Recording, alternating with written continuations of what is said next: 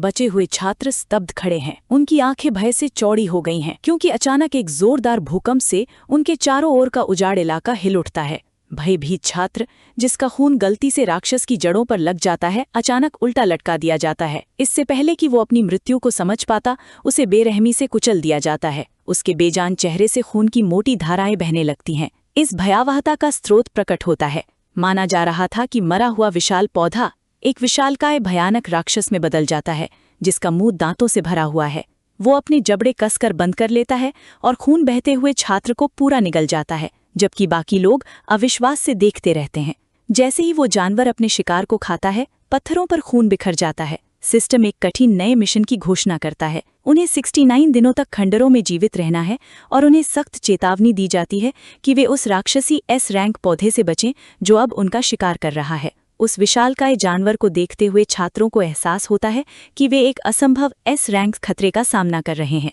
अचानक एक विचित्र और फूल जैसी आकृति धरती से निकलती है और भयभीत बचे हुए लोगों का आश्चर्यजनक रूप से प्रसन्न स्वर में अभिवादन करती है। उस आकृति का चेहरा डरावना, हल्के हरे रंग का है, जिसमें 4 चमकती लाल आंखें हैं और एक नुकीली मुस्कान है।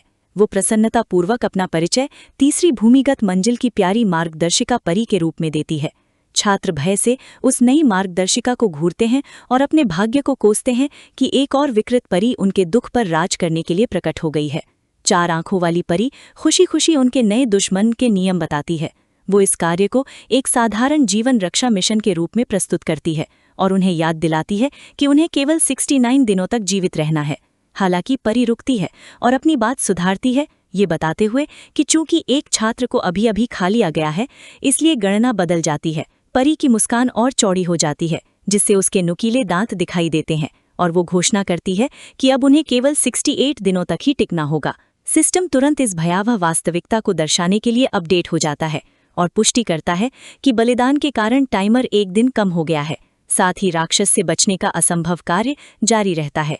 बैंगनी बालों वाला एक छात्र परी के शब्दों को समझने की कोशिश करता हुआ घबराकर पसीना बहाने लगता है। जब वो पूछता है कि क्या किसी की मृत्यु मात्र से ही जीवित रहने का समय कम हो जाता है, तो उसे एक गहरा एहसास होता है। जैसे ही वो परी से जवाब पाने के लिए दबाव डालता है, उसका चेहरा हताशा और तीव्रता से कठोर हो जाता है, ये पूछते हुए कि क्या जीवित रहने वालों की संख्या कम होने के साथ साथ जीवित रहने के दिन भी कम होते जाएंगे। जवाब में 4 आंखों वाली परी हवा में ऊंची छलांग लगाकर विशालकाय पौधे जैसे राक्षस के सिर पर खूबसूरती से उतरती है। उस भयानक प्राणी के ऊपर आत्मविश्वास से खड़ी होकर परी खुशी खुशी उसके संदेह की पुष्टि करती है।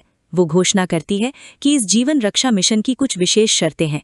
पहली बात, जैसा कि उन्होंने अनुमान लगाया था, जीवित प्रतिभागियों की संख्या के साथ साथ जीवित रहने के लिए आवश्यक दिन भी कम होते जाते हैं।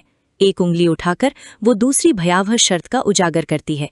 विशालकाय राक्षस को हर दिन ठीक एक व्यक्ति को खाना होगा। वो लापरवाही से कहती है कि वो जानवर खाने के मामले में नखरे नहीं करता और उसे इस बात की परवाह नहीं है कि उसका भोजन मरा हुआ है या जीवित। बैंगनी बालों वाला छात्र निराशा में चिल्लाता है, गुस्से में कि परी इसे एक साधारण मिशन कहती है, जबकि वास्तविकता बलिदान का एक विकृत खेल है। जीवित रहने के लिए बेताब वो दूसरों को इकट्ठा करने की कोशिश करता है।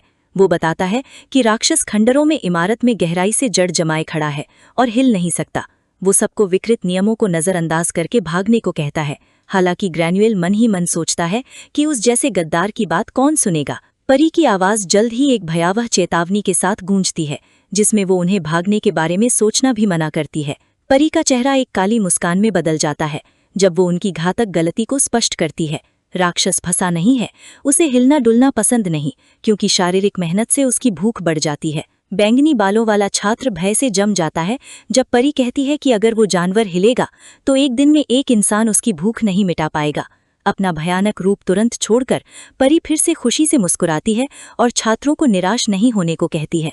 जादू के झटके से छोटे छोटे लिपटे हुए उपहार के डिब्बे जीवित व्यक्ति के हाथों में आ जाते हैं।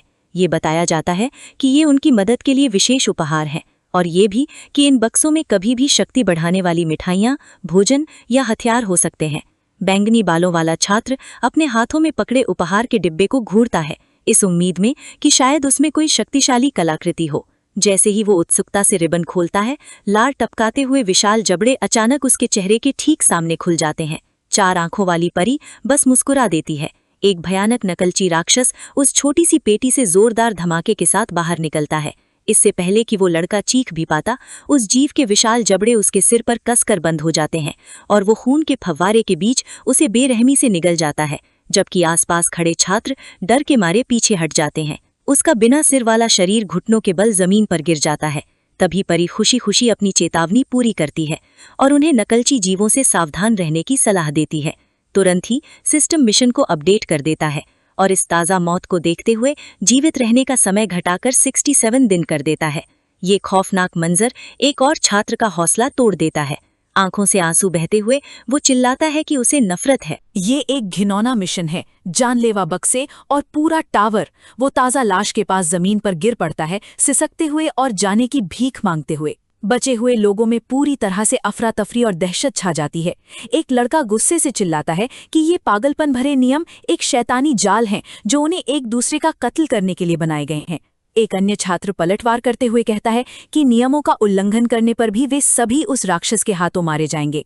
चीख पुकार के बीच एक शांत हाथ आवाज में उठता है। पीछे की ओर कंघी किए गए बालों वाला एक सलीके से सजा छात्र आगे बढ़ता है, भीड़ का ध्यान अपनी ओर खींचते हुए दहशत को शांत करने का आह्वान करता है। ये शांत छात्र आर्थर गॉर्डन पिम, जो तीसरे वर्ष की कक्षा का उपाध्यक्ष है, गंभीर भाव से बचे हुए लोगों को संबोधित करता है।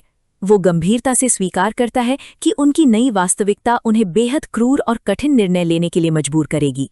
आत्मविश्वास से भरपूर आर्थर हताश छात्रों से आग्रह करता है कि वे अपने डर को त्याग दें और केवल तात्कालिक समस्या पर ध्यान केंद्रित करें। घबराए हुए बचे हुए छात्र राहत की सांस लेते हुए उसकी ओर देखते हैं, इस बात से आभारी हैं कि एक सक्षम वरिष्ठ ने उनका नेतृत्व करने के लिए आगे कदम उठाया है। हालांकि अपने आश्वस्त करने वाले मुखौटे के पीछे आर्थर मन ही मन एक भयानक मुस्कान बिखेरता है, ये सोचकर कि उसने इस अराजक स्थिति को कितनी कुशलता से अपने नियंत्रण में ले लिया है। उस विशालकाय पौधे जैसे राक्षस की ओर मुड़ते हुए आर्थर शांत भाव से घोषणा करता है कि उनका पहला काम अगले दिन के लिए आवश्यक बलि का चयन करना है। वो तनावग्रस्त भीड़ से सहजता से पूछता है कि क्या उनके पास इस बारे में कोई विचार है कि उन्हें बलि का चयन करने के लिए किन मानदंडों का उपयोग करना चाहिए। आर्थर के गहरे स्वार्थी इरादे उसके अंतर्मन में स्पष्ट हैं। वो मुस्कुराता है, ये सोचकर कि छात्रों को संगठित करके और दहशत को नियंत्रित करके वो खुद को एक महत्वपूर्ण नेता के रूप में स्थापित कर लेगा, ये सुनिश्चित करते हुए कि उसका नाम कभी भी बलि की सूची में नहीं आएगा। एक छात्र जो किसी भी तरह के आदेश के लिए बेताब है, अपने माथे से पसीना पोंछता है और सुझाव देता है कि वे लोग मतदान करके तय करें कि बलि कौन होगा।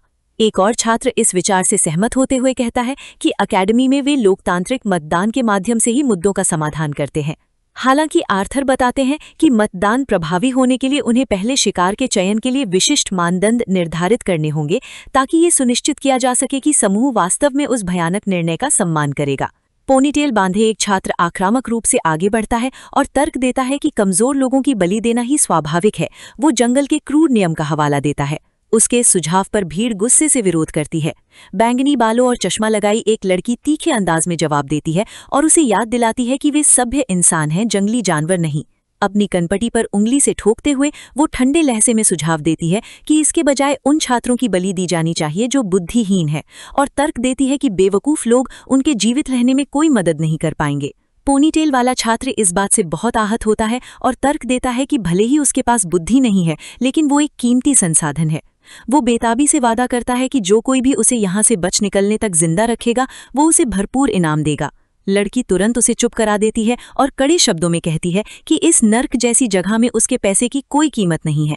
जैसे ही छात्र इस बात पर झगड़ने लगते हैं कि किसे मरना चाहिए, 4 आंखों वाली परी पौधे के ऊपर से ये सब देखती रहती है और उनकी सभ्य मतदान प्रक्रिया पर क्रूरता से हंसती है, साथ ही एक मत फैसला लेने के लिए उनका मजाक उड़ाती है। जल्द ही एक भयानक सहमति बन जाती है और समूह की नजरें उस घायल छोटे बालों वाली लड़की पर टिक जाती हैं। बर्बादी की रोशनी में जमीन पर घुटने बल बैठी वो लड़की डर के मारे हकलाते हुए पूछती है कि वे उसे ही क्यों चुन रहे हैं। उसकी सहेली घबरा जाती है। वो भीड़ पर जोर जोर से चिल्लाती है और गुस्से में पूछती है कि उसकी सहेली को ही क्यों मरना पड़ेगा। वे उन्हें पीछे धकेलने के लिए जोर जबरदस्ती भी करती है।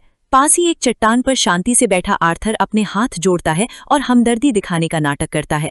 वो लड़कियों से कहता है कि ऐसा कठोर निर्णय लेना उनके लिए दिल तोड़ने वाला अनुभव है, लेकिन वो बड़ी चालाकी से इस क्रूरता को सही ठहराता है और कहता है कि ये एक लोकतांत्रिक मतदान का निष्पक्ष नतीजा है। जैसे ही परछाइयां आर्थर की आंखें ढक लेती हैं, उसके चेहरे के भाव ठंडे पड़ जाते हैं, जिससे उसका चालाक और हिसाब किताब लगाने वाला स्वभाव सामने आता है। वो समझाता है कि उनके सामने जीवित रहने का एक लंबा और कठिन सफर है, और साफ साफ कहता है कि छोटे बालों वाली लड़की के पैर से खून बह रहा है, इसलिए वो समूह के भविष्य के लिए पूरी तरह से बेकार साबित होगी। एक बनावटी मुस्कान के साथ आगे झुकते हुए आर्थर एक खोखला वादा करता है। वो कसम खाता है कि जैसे ही वे यहाँ से बच निकलेंगे, वे उसके परिवार को भरपूर मुआवजा देंगे और उसे एक नायिका के तौर पर सम्मानित करेंगे। जैसे ही आसपास खड़े छात्र जोर जोर से कहने लगते हैं कि उसे अपनी किस्मत स्वीकार कर लेनी चाहिए, आर्थर धीरे से लेकिन मजबूती से गुजारिश करता है कि वो अगले दिन के लिए उनकी बलि बनने को तैयार हो जाए। सुनहरे बालों वाली लड़की दो छात्राओं से जोरदार संघर्ष करती है, जिन्होंने उसे रोकने के लिए उसकी बाहें पकड़ी हुई हैं। वो भीड़ पर गुस्से से चिल्लाती है, उन पर अपना होश खो देने का आरोप लगाती है और सवाल करती है कि इस क्रूर फैसले को कभी भी एक निष्पक्ष वोट कैसे माना जा सकता है। जैसे ही वो उनके पाखंड को उजागर करती है, उसकी आंखों से आंसू बहने लगते हैं। वो चिल्लाकर कहती है कि वे एक निर्दोष सहपाठी की हत्या को सही ठहराने के लिए केवल बहुमत के वोट का इस्तेमाल कर रहे हैं, क्योंकि वे सब खुद मरने से बहुत ज्यादा डरे हुए हैं। छोटे बालों वाली लड़की के होंठ कांपने लगते हैं और वो पूरी तरह से टूट जाती है। अपने हाथों को आपस में जोड़कर एक बेबस गुहार, वो बेकाबू होकर सिसक रही है, भीड़ से मिन्नत कर रही है कि बस एक बार उसकी जान बख्श दी जाए। धूल में घुटनों के बल गिरते हुए वो चीख कर कहती है कि उसके माता पिता और छोटे भाई बहन घर पर उसका इंतजार कर रहे हैं। उसकी सुनहले बालों वाली सहेली अभी भी बेबसी से जूझ रही है, और घायल लड़की रोते हुए कहती है कि वो यहाँ नहीं मर सकती और वो जी भर के जीना चाहती है। ये साबित करने की एक बेचैन कोशिश में छोटे बालों वाली लड़की खुद को जबरदस्ती खड़ा करती है। उसके वजन से उसका घायल पैर बुरी तरह कांपने लगता है और वो खामोश भीड़ से कहती है कि उसकी तरफ देखो, ये दावा करते हुए कि वो बिल्कुल ठीक है और बिना किसी पर बोझ बने चल सकती है। लेकिन शारीरिक तनाव बहुत ज्यादा है। उसकी मोटी पट्टियों के नीचे से ताज़ा खून की एक धार फूट पड़ती है और दर्द की शिद्दत से उसका चेहरा ऐंठ जाता है जब आखिरकार उसका पैर पूरी तरह से जवाब दे देता है। ठीक उसी समय जब वो पत्थर के फर्श पर गिरने ही वाली होती है, धूल के गुबार से एक साया तेजी से उभरता है और उसे थाम लेता है। वाकिर मजबूती से उसकी बाह पकड़ता है और उसके कमजोर पड़ते शरीर को सहारा देता है। सुनहरे बालों वाली लड़की हैरानी से सांस रोक लेती है और अपना मुंह ढक लेती है जब वाकिर भीड़ को रुकने का हुक्म देता है। उस थकी हारी लड़की को अपनी बाहों में थामे हुए वाकिर उन कायर छात्रों को अपनी चमकती हुई लाल आंखों से घूरता है और ठंडे लहजे में ऐलान करता है कि उन राक्षसों के शिकार के तौर पर वो उस लड़की की जगह लेगा। आर्थर विकीर की ओर देखते हुए पूछता है कि क्या वो सचमुच उनके पीछे मौजूद विशालकाय पौधे के लिए बलिदान होने को तैयार है। उसकी आंखें भयंकर लाल चमक रही थीं। विकीर ने शांत भाव से अपने फैसले की पुष्टि की। पास ही नीले बालों वाला एक छात्र उनकी बातें सुन लेता है और सदमे से घूरता है। आखिरकार विकीर का नाम पहचान लेता है। उसे उसके बारे में फैली अफवाहें याद आती हैं कि उसने जानलेवा चींटियों का रहस्य सुलझाया, युवराज से प्रमाण पत्र प्राप्त किया और प्रोफेसर सैंडी की आंख नष्ट कर दी। अफवाहें ये भी कहती हैं कि उसने विश्वविद्यालय लीग में 8वां स्थान प्राप्त किया है और एक अटूट कलाकृति द्वार को भी नष्ट कर दिया है। घबराहट से पसीना बहाते हुए उसे एहसास होता है कि उन कहानियों का नायक उनके ठीक सामने खड़ा है। प्रथम वर्ष के छात्र को देखते हुए छात्र को अचानक याद आता है कि विकीर ही एकमात्र ऐसा व्यक्ति था जिसने उन्हें पहले घातक फूल के बारे में चेतावनी दी थी। वो सोचता है कि विकीर को इस खतरे के बारे में कैसे पता चला। जैसे ही विकीर भीड़ के बीच से गुजरता है, लड़का उलझन में उसे देखता रहता है, सोचते हुए कि इतना शक्तिशाली व्यक्ति खुशी खुशी मरने को क्यों तैयार होगा। आर्थर विकीर को रोकने के लिए आगे बढ़ते हुए एक अभिमानी और संयमित चेहरा बनाए रखता है। उससे सीधे बात करते हुए वो औपचारिक रूप से कोलोसियो अकेडमी के छात्र परिषद उपाध्यक्ष के रूप में अपना परिचय देता है। बनावटी सहानुभूति जताते हुए वो विकीर की प्रशंसा करता है कि उसने लड़की की जगह लेने का कठिन निर्णय लिया। वो कहता है कि उसकी जान अभी के लिए बच गई है, लेकिन जब विकीर उसे ठंडी निगाहों से देखता है तो आर्थर क्रूरता से कहता है कि वो केवल कल तक ही जीवित रहेगी। आर्थर दावा करता है कि समूह पहले ही निष्पक्ष मतदान के माध्यम से बलिदान चुनने पर सहमत हो गया है। वो कहता है कि विकीर का चुनाव उन्हें समय देगा, क्योंकि विकीर कल बलिदान होगा और घायल लड़की को परसों बलिदान कर दिया जाएगा। एक दुष्ट मुस्कान के साथ आर्थर व्यंग्यात्मक रूप से विकीर के उसके चुनाव के लिए धन्यवाद देता है। बेपरवाह विकीर उसे घूरता है और उसके तर्क में खामी बताता है। वो उस मतदान की निष्पक्षता पर सवाल उठाता है जो केवल ये तय करने के लिए है कि किसे मारा जाएगा। वो सीधे आर्थर को चुनौती देता है और पूछता है कि क्या उसका अपना नाम भी उस कथित निष्पक्ष मतदान में शामिल है। आर्थर चौंक जाता है। सीधे सवाल से वो एक पल के लिए अचंभित हो जाता है। संयमित आर्थर कहता है कि विकीर स्थिति को नहीं समझता, क्योंकि वो अभी अभी आया है। वो दावा करता है कि घबराहट को रोकने और वोट को संभालने के लिए आगे आने की वजह से उसे स्वाभाविक रूप से बलिदान की सूची से बाहर रखा गया है। विकीर डरे हुए बचे हुए सदस्यों के सामने आर्थर का झूठ पर्दाफाश करता है। वो कहता है कि आर्थर बलिदान की मांग करता है, जबकि वो शुरू से ही खुद को सुरक्षित रखने के लिए नेतृत्व की भूमिका निभा रहा है। फिर वो पूछता है कि आर्थर इसे एक निष्पक्ष प्रणाली कैसे कहता है। आसपास के छात्र ये बात समझकर आपस में फुसफुसाने लगते हैं। कुछ लोग ये बताते हैं कि आर्थर का नाम सूची में कभी नहीं होता, जिससे ये साबित होता है कि उसका अपनी जान जोखिम में डालने का कोई इरादा नहीं है। भीड़ को अपने खिलाफ होते देख चिढ़कर आर्थर चुपचाप दूसरे छात्रों को बहुत ज्यादा बोलने के लिए मन ही मन कोसता है। फिर वो अधीर होकर विकीर से सीधे मुद्दे पर आने को कहता है। आर्थर अपना बचाव करता है, दावा करता है कि समूह को जीवित रखने के लिए उसके नेतृत्व की आवश्यकता है। वो विकीर पर आरोप लगाता है कि वो बिना किसी वास्तविक योजना के न्याय की झूठी भावना के आधार पर बचे हुए सदस्यों को आपस में बांट रहा है। वो विकीर का विचार जानना चाहता है और विकीर कहता है कि वो इसे सरल रखेगा। विकीर निडर होकर घोषणा करता है कि वो उस राक्षस को हरा देगा। आर्थर का गुस्सा पूरी तरह से बेकाबू हो जाता है। विकीर का कॉलर पकड़कर वो गुस्से से पूछता है कि एक सामान्य छात्र एस रैंक के राक्षस को कैसे हरा सकता है। वो चेतावनी देता है कि उस जानवर को गुस्सा दिलाने से वो बेकाबू हो जाएगा और चिल्लाकर कहता है कि समूह के बाकी लोग उसकी कोई मदद नहीं करेंगे। इसके जवाब में विकीर शांति से अपना हाथ उठाता है और ठीक उनके बगल में बनी पत्थर की दीवार पर जोरदार मुक्का मारता है। मुक्के की जबरदस्त ताकत से एक ऐसी शॉकवेव पैदा होती है जो दीवार को पूरी तरह से चकनाचूर कर देती है। आसपास खड़े छात्र उसकी इस अविश्वसनीय ताकत को देखकर पूरी तरह से सदमे और दहशत में डूब जाते हैं। उस धमाके की वजह से आर्थर मलबे के बीच जमीन पर पीठ के बल गिर पड़ता है और डर के मारे उसका चेहरा पीला पड़ जाता है। विकीर पूरे आत्मविश्वास से कहता है कि कल का जब सूरज उगेगा तो वो उस blood water plantain lily monster को खुद ही मार गिराएगा। बचे हुए छात्र क्वो वॉडिस ओल्ड टेस्टमेंट फैक्शन चर्च के खाली खंडहरों की ओर चले जाते हैं। उस जर्जर इमारत के अंदर थका हुआ समूह पत्थर की सीढ़ियों पर आराम करता है। अचानक भारी लकड़ी के दरवाजों के पीछे से मांस के चीरने और कटने की भयानक आवाजों से वहां की शांति भंग हो जाती है। छात्र अपने कान बंद कर लेते हैं और उनमें से एक चिल्लाकर कहता है कि उस भयानक आवाज को सुनकर उसे उल्टी जैसा महसूस हो रहा है। बचे हुए लोगों के मन में दहशत और डर भर जाता है। एक लड़का अपना सिर पकड़ लेता है, इस डर से कि विकीर को टोकने से वे भी उसी तरह मारे जाएंगे जैसे टूटी हुई दीवार के साथ हुआ था।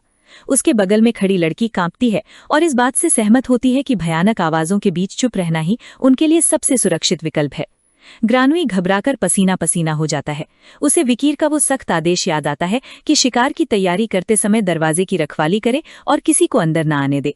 हालांकि वो आदेश का पालन करता है, फिर भी वो बहुत परेशान है, सोचते हुए कि विकीर अंदर क्या कर रहा है जो इतनी आवाजें कर रहा है। दूसरे छात्र ग्रानुई को शक की निगाहों से देखते हैं और विकीर के साथ उसकी अचानक मिली भगत पर सवाल उठाते हैं। चोटी वाला घमंडी छात्र तनाव को तोड़ते हुए पूछता है कि क्या कोई सचमुच विकीर पर विश्वास करता है।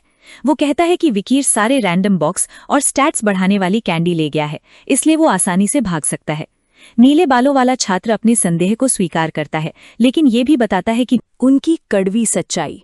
वो ग्रुप से पूछता है कि अगर विकीर उन्हें धोखा दे तो वे उसे रोकने के लिए क्या कर सकते हैं।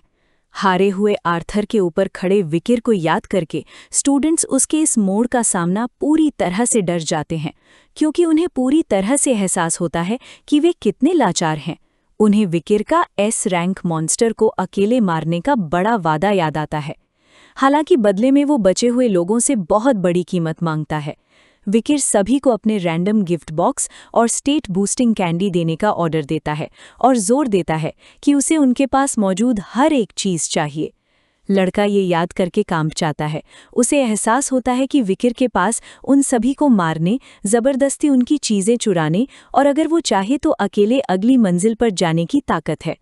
बंद दरवाजों को घूरते हुए नीले बालों वाला स्टूडेंट अंदाजा लगाता है कि टावर के नियम विकीर की फिजिकल पावर को कई गुना बढ़ा रहे हैं। ये उसे असली दुनिया से 100 गुना ताकतवर बनाता है। वो अंधेरे में ये नतीजा निकालता है कि विकीर उन भारी दरवाजों के पीछे एक भयानक राज छिपा रहा है। 12 घंटे बाद विकीर टूटे फूटे आंगन में बाहर निकलता है। धूल जमने पर उसके जूते पत्थर पर हल्के से टकराते हैं। आर्थर समेत दूसरे स्टूडेंट मलबे की सुरक्षा के पीछे से उसे सावधानी से देखते हैं। टूटी हुई दीवार के ऊपर से झांकते हुए ग्रैनुई टूटे फूटे चर्च के सामने खाली जगह को हैरानी से देखता है। उसे एहसास होता है कि खून पानी वाला बड़ा प्लैंटेन लिली मॉन्स्टर पूरी तरह से गायब हो गया है। विकिर खाली जगह में अकेला खड़ा है, तभी 4 आंखों वाली फूलों वाली परी गाइड एक ऊंची जगह पर दिखाई देती है। परी विकिर को नाम से बुलाती है और बताती है कि ऊपर के फ्लोर के गाइड ने पहले ही उसे एक पागल पार्टिसिपेंट के बारे में चेतावनी दे दी है जो ट्रायल्स को बर्बाद कर रहा है। अचानक आंगन में जोरदार कंपन होता है। अचानक कंपन से आसपास के स्टूडेंट घबराकर भागने और चीखने लगते हैं। जल्द ही जमीन फट जाती है। पत्थर के फ्लोर के नीचे से उस तरह जैसे नुकीले दांतों वाला एक बड़ा डरावना मुंह निकलता है। विकिर पूरी तरह शांत रहता है और उभरते हुए जानवर को देखता है। जैसे ही एक्सप्लोजिव डार्क एनर्जी और मोटी बेलें ऊपर की ओर फटती हैं, जमीन टूटती रहती है। 4 आंखों वाली परी, जो अब बड़े पौधे के असली भयानक रूप को कंट्रोल कर रही है, कहती है कि विकिर की हीरो वाली दौड़ वहीं खत्म हो जाएगी। विकिर बस मुस्कुराता है, शांति से परी की बातों को अनसुना कर देता है। उसका बिल्कुल भी ना डरना देखकर परी चौंक जाती है। चांदनी में पीछे की ओर कूदते हुए विकिर अपनी चमकती लाल तलवार निकालता है और कॉन्फिडेंस से कहता है कि ये तो बस शुरुआत है। जैसे ही वो लड़ने की तैयारी करता है, सिस्टम उसका स्टेटस अपडेट करता है। वो अभी भी लेवल 1 पर है, लेकिन उसे हेल डॉग स्लेयर का टाइटल मिल जाता है। उसके स्टैट्स में ज़बरदस्त बढ़ोतरी होती है, जिससे उसकी ताकत 260, स्टैमिना 269 और फुर्ती 229 हो जाती है। उसका रेजिस्टेंस और रिफ्लेक्स दोनों 1 पर है, जिससे सिर्फ एक छिपा हुआ ट्रेट अभी भी लॉक है। ये वीडियो का अंत है। अगर आप लोग अगला भाग देखना चाहते हैं तो हमारे चैनल को सब्सक्राइब करें। लड़ाई तेज, जोरदार वारों के साथ शुरू होती है। जब विकिर उस विशालकाय पौधे जैसे राक्षस से लड़ता है तो एक जबरदस्त ऊर्जा उस तबाह शहर को हिला देती है। 4 आंखों वाली फूलों की परी गाइड पूरी तरह से हैरान होकर यह सब देखती रहती है। अपनी छिपने की जगह से बचे हुए छात्र उस लड़ाई को अविश्वास भरी नजरों से घूरते रहते हैं। विकिर अविश्वसनीय रूप से तेज गति से चलता है और अपनी ओर फेंकी गई विशालकाय बेलों से आसानी से बच निकलता है। छात्र उलझन में पड़ जाते हैं और इस उच्च स्तरीय लड़ाई को समझने के लिए संघर्ष करते रहते हैं। सिस्टम उस राक्षस की पहचान एस रैंक वाले ब्लड वाटर प्लांटेन लिली के रूप में करता है। यह एक गहरे रसातल का दुःस्वप्न है जो खून की झीलों पर तैरता है। यह इतना खतरनाक है कि इसका एक ही बीज लगभग पूरी मानवता को विलुप्त होने की कगार पर ले आया था। पूरी तरह से शांत रहते हुए विकिर अपने चेहरे से बस कुछ ही इंच की दूरी से गुजरती एक जानलेवा बेल से बच निकलता है और उसकी हर हरकत पर नजर रखता है। छिपे हुए छात्र विश्वास नहीं कर पाते कि वह जिंदा बच गया है और सोचते हैं कि वह हर एक वार से कैसे बच निकलता है। इससे पहले चर्च में विकिर ने एक बड़ी खूनी बोरी तैयार की थी, यह जानते हुए कि उसके अंदर की चीजें इस शिकार के लिए काफी होंगी। पेंडेंट डे क्रेविया देखता है कि विकिर का बेरहम और सोची समझी रणनीति वाला तरीका उस पर खूब पपता है। अपनी तैयारियां पूरी करने के बाद विकिर उन चीजों की जांच करता है जो उसने छात्रों से ली थीं।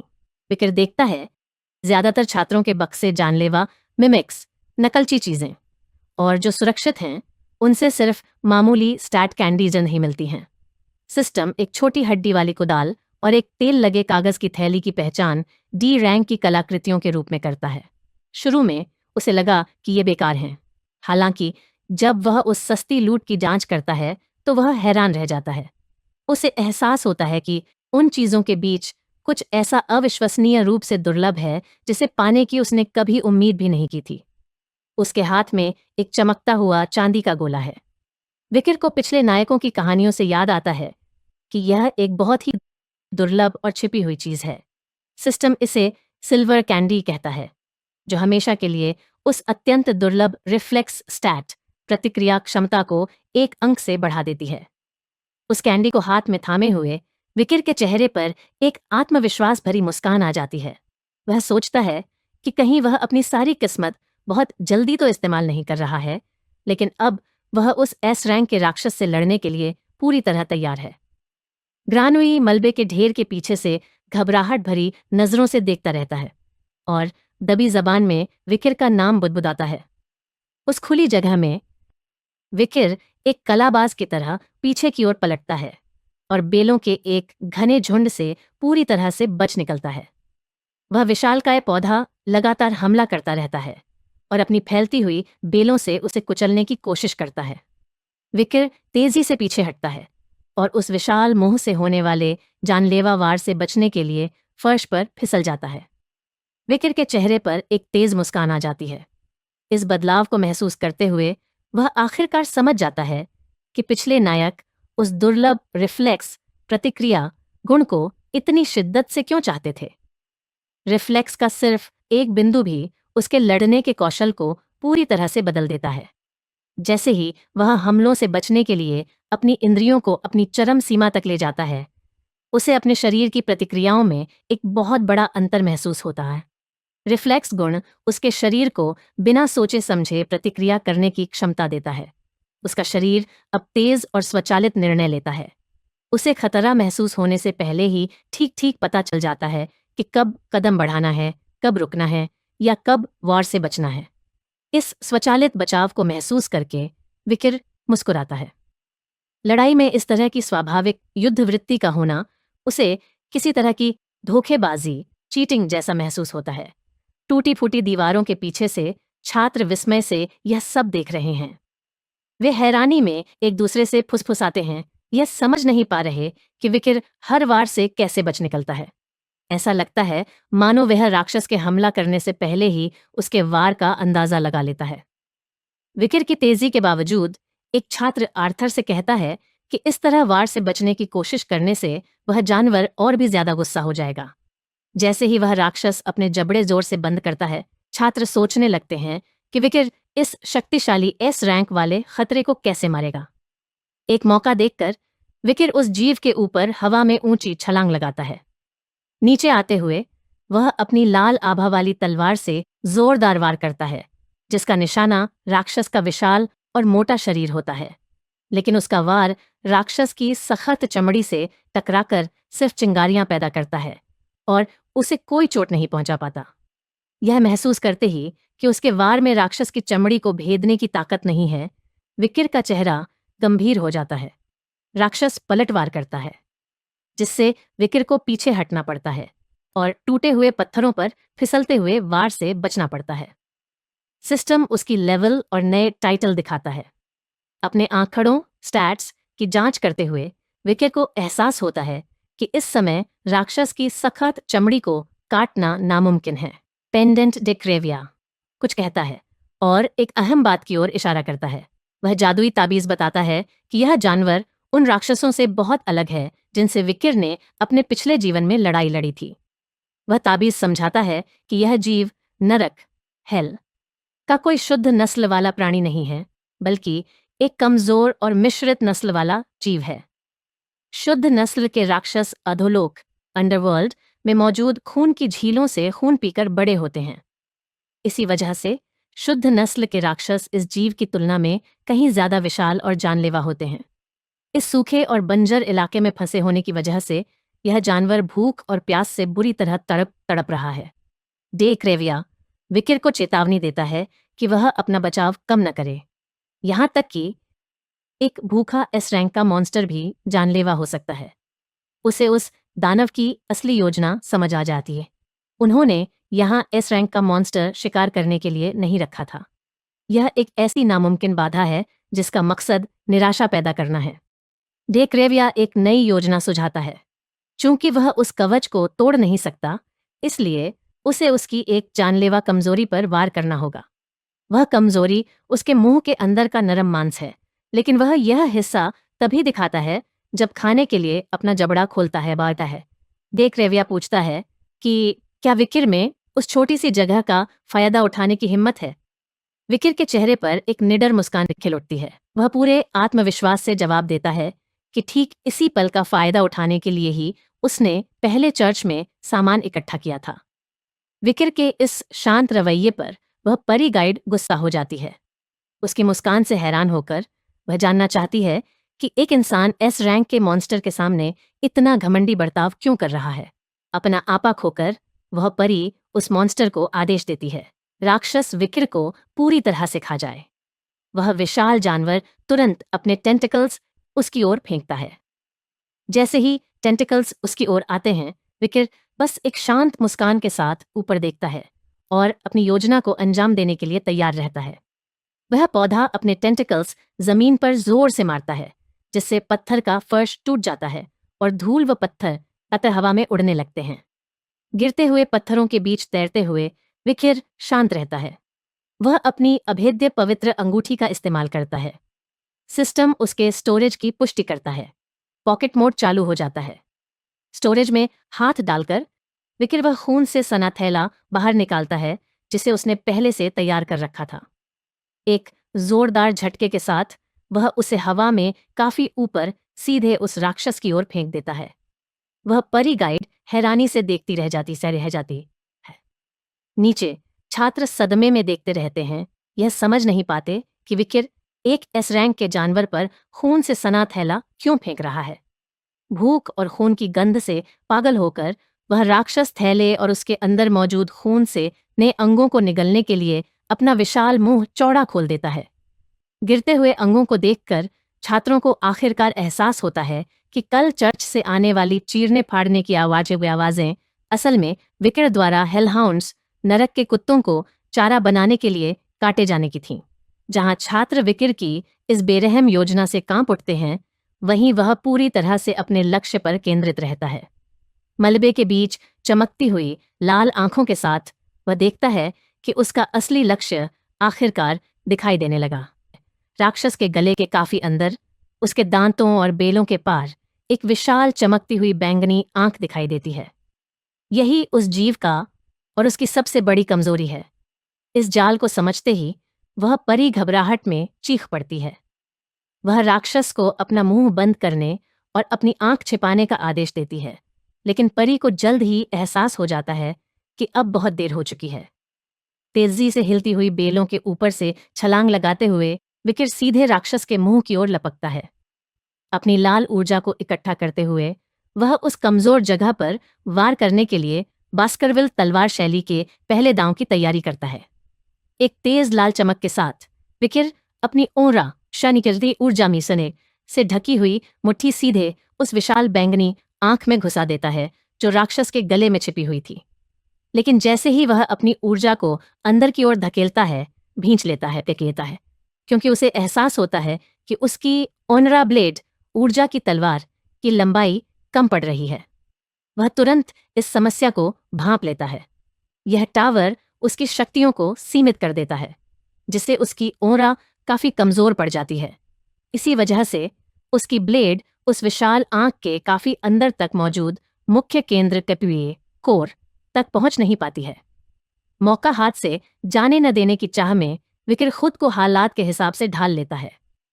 अपनी अंगूठी की स्टोरेज का दोबारा इस्तेमाल करते हुए वह 2 तलवारें बाहर निकालता है, एक दानवी बालमुंग और दूसरी शीतकालीन तलवार औल। हालांकि 2 तलवारें एक साथ चलाना उसकी खासियत नहीं है, फिर भी उसके पास कोई और चारा नहीं है। विकिर दोनों तलवारों को एक दूसरे पर क्रॉस करता है और उन्हें अपनी शक्तिशाली लाल आभा ऑरा से ढक लेता है।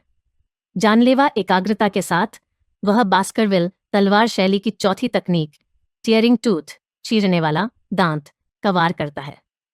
उस विशालकाय जानवर के मुंह के अंदर एक जबरदस्त लाल धमाका होता है। दोहरी तलवार के उस वार की ताकत से उस राक्षस का बैंगनी रंग का कोर मुख्य केंद्र पूरी तरह से चकनाचूर होकर टुकड़ों में बिखर जाता है। राक्षस के मुंह से गाढ़ा काला खून झोर से बाहर निकलता है और आंगन में बारिश की तरह बरसने लगता है। मलबे के पीछे छिपे हुए खून से लथपथ छात्र और गाइड इस अविश्वसनीय दृश्य को देखकर पूरी तरह से हक्के बक्के रह जाते हैं। जैसे ही खून की वह बारिश थमती है, विकिर उस मरे हुए जानवर के ऊपर विजयी मुद्रा में खड़ा दिखाई देता है। सिस्टम यह घोषणा करता है कि लेवल 1 का योद्धा विकिर एस रैंक के किसी राक्षस का शिकार करने वाला पहला व्यक्ति बन गया है। जहां एक ओर वह परी गाइड अविश्वास के मारे रो पड़ती है, वहीं दूसरी ओर सिस्टम इस असंभव उपलब्धि के लिए दुर्लभ पुरस्कारों की घोषणा करता है। यह वीडियो का अंत है। अगर आप लोग अगला भाग देखना चाहते हैं तो हमारे चैनल को सब्सक्राइब करें।